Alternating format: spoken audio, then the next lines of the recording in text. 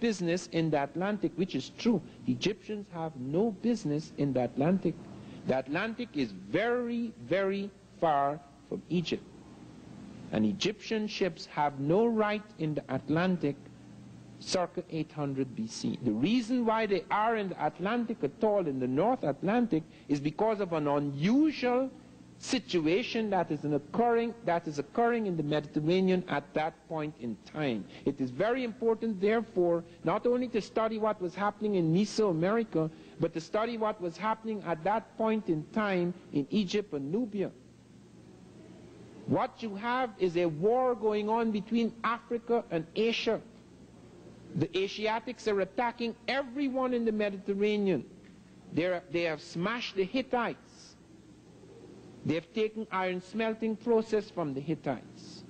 They have smashed the Phoenicians. They have made vassals of the Phoenicians who have always been servants of the Egyptians and the Nubians. 50% of the Egypto-Nubian navies are Phoenician. These are people who Sheikh Anta Diop claims were once black, who, like the Arabs who were once totally black in Saudi Arabia, became mixed with Asiatics, and you get this, what you call the Semitic type. So that you have a mixed type Phoenician, which it gets black again as it enters North Africa and begins to intermingle once again with black people, until by the time of Hannibal, the Phoenician or Punic type is African. This type is restless up and down the Mediterranean. It has its cities at Tyre and Sidon, its great ports, but it's restlessly moving up and down the Mediterranean. And because the Asiatics block the seaports to the Indian Ocean, block the seaports to the Pacific, and we do have evidence of the Egyptians in the Pacific. We have Egyptian script found in Hawaii. These guys are ranging far out. Nothing stops the Egyptian. Wherever you go, you find him. I have found him in Spain. They have Egyptian villages in Spain, where Barifel has shown the cartouches of the Libyan kings around 1000 BC are found at Almunecar, Spain. And that runs right through the Spanish mention in their early chronicles that Taharqa, the Nubian general who is later to become the king of Nubia and Egypt, enters Spain with a garrison, so that the Africans are already in Europe.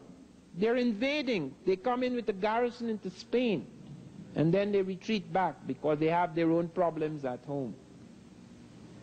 So that we have evidence of movements in the direction west of the Mediterranean towards Africa, towards that part of Africa.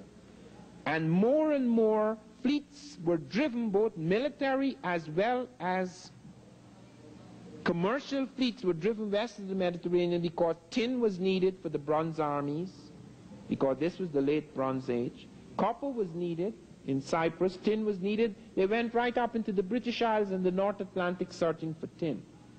And around 600 BC we have the Phoenicians going from Ezion Geber and going right down and coming right across Africa, right round Africa, right back into the Mediterranean. The Europeans did not go into the Atlantic because the Europeans were terrified of the Atlantic. The Europeans spoke of the Straits of Gibraltar as if there were monsters in the sea. They did not attempt any movement in that area.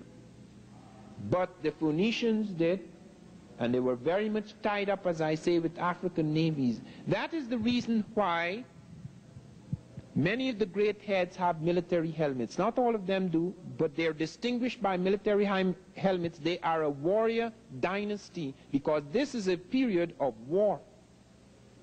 For nearly 200 years, the world is in a state of war, as we are. For the last, since the 1930s right up to the 1980s, every major army in the world has been ready to fight. We are in that state in which both the Africans and the Asiatics were. We cannot relinquish that state in this century until there actually is a war, which God forbid. But we cannot relinquish that state. All armies are armed to the teeth in the 20th century world. regardless of whether you go down into Latin America,